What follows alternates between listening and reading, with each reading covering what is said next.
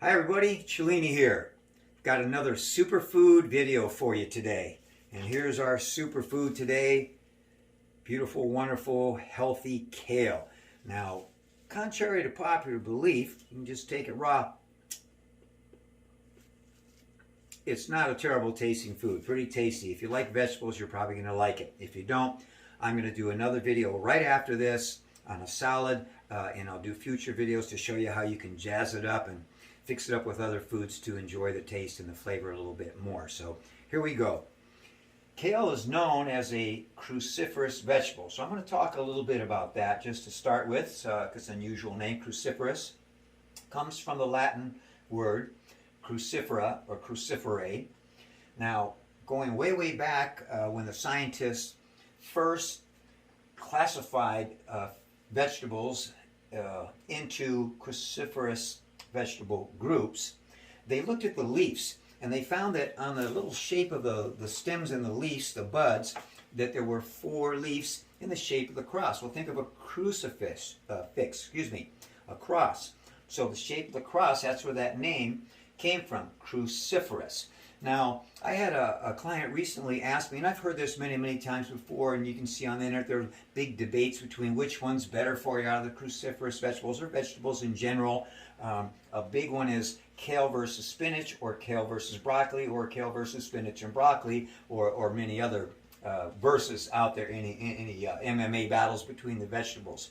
Now, generally speaking, if you study these in depth, scientifically, and the effects they have on your body, I'm going to say as a scientist and from my studies of them, and enjoyment-wise and versatility and taking all factors into account, I don't see any real huge difference. I rate them all right up there. I rate all of them as superfoods, super vegetables.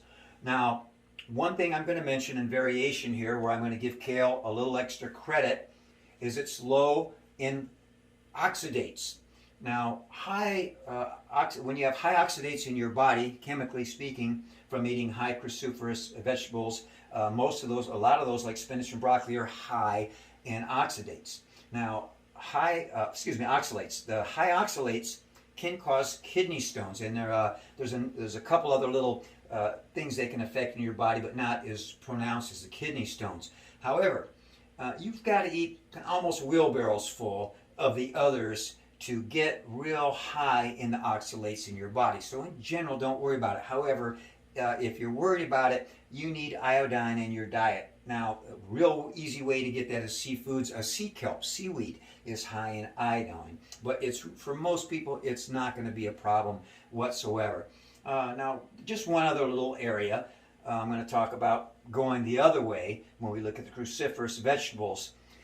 There's a journal on the prevention of disease. And in 2014, the scientists involved that produced this journal on preventing disease in the body, they did a PHV study. And what PHV is, stands for Powerhouse Vegetables. And what they did in this study is they took 47 vegetables and they rated them from a 1 to a 47 on it's a PAV rating. So what they did in this study is they said, okay, we're going to look at fruits and vegetables, and we're going to make sure that to even be a PHV, a powerhouse vegetable, this vegetables and fruits have to possess at least 10% of the RDA, or recommended daily allowance. Not just 10% of anyone, but they had to have 10% of the RDA in 17 vitamins and minerals.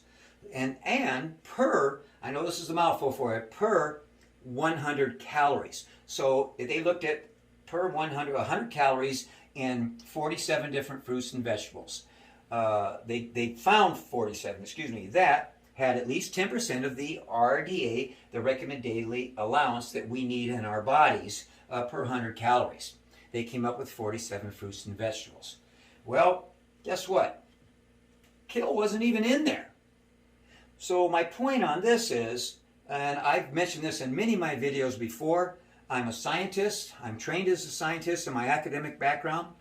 I have an existential background in Eastern disciplines, and esoteric disciplines or arts, if you will. And I always mention this in my video. You have to have balance in life. And I know as a scientist, and when I look at things from the other perspective, sometimes you have to maybe throw science out the window a little bit, because I know kale is a superfood, and I'm going to run that down to you. So again, you can't just rely on one scientific study. They're classifying just for certain things. Kale is definitely a superfood. Now again, a cruciferous vegetable. It has very, very, very high detox effects in the body. Now I put these big words on here not to impress you, but just to make a point. Biotransformation of xenobiotics. Okay, this is basically, xenobiotics is a study of poisons in your bodies, including poisons, chemicals in food that we get, pesticides. Sugar can be a poison, is really a poison to your body. So we get in processed foods, in our daily diets. Most people in America today, in the world today, especially America, they get too many poisons in the body, toxins. Right? So we need to detoxify our body. And basically, when we say biotransformation of xenobiotics, we're talking about the detoxification of chemicals or poisons, which a lot of chemicals are, most chemicals that are introduced naturally in our body, excuse me. So anyway, we're looking at that transformation, that detoxification is taken, and all of these chemicals, these poisons, are fat soluble. They stay in the fat, and that's the problem. So we need to detox and get them out. When they stay in the fat tissues in all of our organs all throughout our body, it creates problems. It creates disease. It creates illness. It creates cancer. We've talked about this before in the videos on antioxidants and how they fight that. So where that detoxification takes place, and we've talked about this before again in my videos, is in the liver. Now there's two phases. I'm not going to go into the big scientific explanation here, but we have phase 1 and phase 2. What happens, phase 1 starts and it goes into phase 2 when we take foodstuffs, things get into our body, into the bloodstream. Now all that blood is filtered through the liver.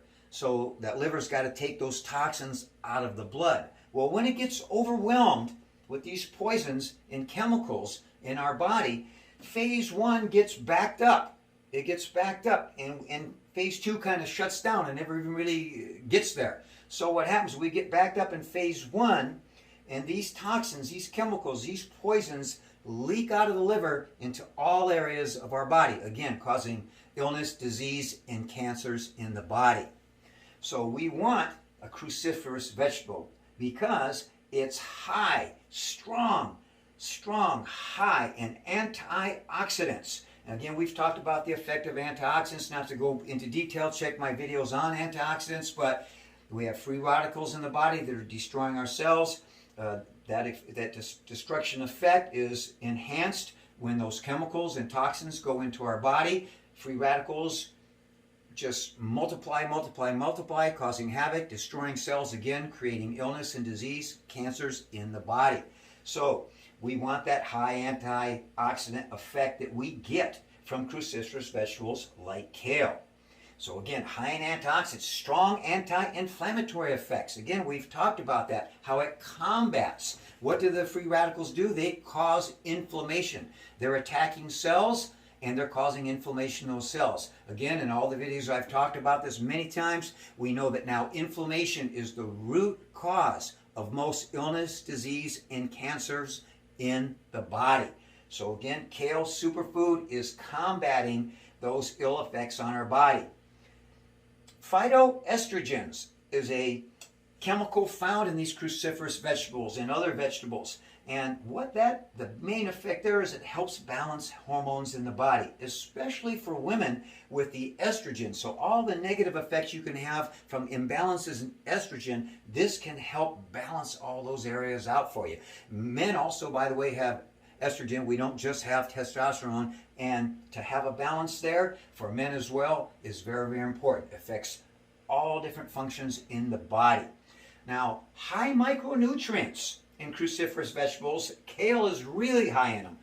Look at these. Now, this is the RDA value here for A, C, and K. You can see I put those on there especially because they're super high. You're getting not just 100%, but 354%, 140% on your C. 1,300% here. Again, other things too, but I put the main things, the effects, benefits to these vitamins. Vitamin A, eyes, lungs, your skin. Vitamin C, we all know it affects our immune system. It affects regeneration of every cell in your body, your joints, your metabolism, hydration. So vitamin C, very, very high there. K, look at off the charts, bone development, brain and nervous system as well. Blood, very, very huge there. B1, thiamine. It affects every tissue in your body. So this is another big vitamin to have working for us. It helps convert foods to energy, and that's your metabolic process, so metabolism. B6. B6 affects the brain, nervous system, and again, your immune system. We look at all the factors down here. We have iron, calcium, potassium, copper, magnesium, manganese. So look at these effects here. Iron with the hemoglobin, oxygen transport system. We've talked about that before. Oxygen transport system, oxygen to every cell in your body is huge on the health of the human body. Calcium, bones, blood. When I say blood clots, it helps us for our blood to clot. So if we get cut, we don't want to bleed to death, right? We want that. We need that clotting process. So very, very important there. Affects your muscles, muscle contraction, heart, and heart contractions as well. Keeps the heart beating in an even kilter. So very, very important. Potassium I've talked about in many videos. Recently I talked about the high effect, 1,000 milligrams of potassium on the superfood avocado, and you can check that out, and I went very, very into depth on the effects of potassium, but here's the main thing. Potassium is an electrolyte, and again, affects the heart, muscles, and your breathing. So again, when I say breathing, that oxygen transport system. Okay, copper is a metal, so it's not commonly found in a lot of foods, so you can get it here. It partners with iron in creating red blood cells. The hemoglobin is very important. The hemoglobin in the red blood cells, again, is the oxygen transport system. The oxygen is transported, we've talked about it before, in the hemoglobin. Manganese activates enzymes, affects metabolism, protein synthesis and amino acids is very important, and helps metabolize cholesterol as well. Very important. We don't want cholesterol to pool in our arteries and clog our arteries to cause ill health, right? Manganese, again, it activates 300 enzymes in the body that very similar to manganese. Affects the enzyme. The enzyme effect here affects the muscles, immune system, blood pressure, and the nervous system. So huge benefits. We've talked many times in our videos before about how important gut health is and how your immune system, the health of your gut, your immune system starts there. A real critical factor there is the pH balance, which is becoming more and more popular in science now, and studies on how foods affect that. So most people in their daily life are eating foods, a lot of sugars, junk foods, processed foods, GMOs that are causing high acid in the gut, right? We want a more alkaline base. Cruciferous vegetables, especially kale, is has a very high alkaline content. So that's huge. So again, fruits and vegetables over here affect the microbiome in the body. The digestive system helps prevent inflammation in the body and disease. So gut health, hugely important. Let's make sure I haven't missed anything here. I think that pretty much says it all for the moment. Cruciferous vegetables are great. I don't rate one over the other. They all have little bits of pros and cons. And again, everything in life in moderation. You don't have to eat wheelbarrows full of this. If you do, you're probably going to get too high in oxalates. So moderate and use different ones. We're going to do a video and show you how to do different things with kale. I'm going to do a kale salad real soon for you here. So I hope you enjoyed this video. I hope you benefited from this. Kale, it's wonderful, everybody. If it's not in your diet, learn to like it. You can put it in salad, shakes. There's so many uses for it. It's very, very versatile. So, kale, superfood. Be well, everybody. Cellini out.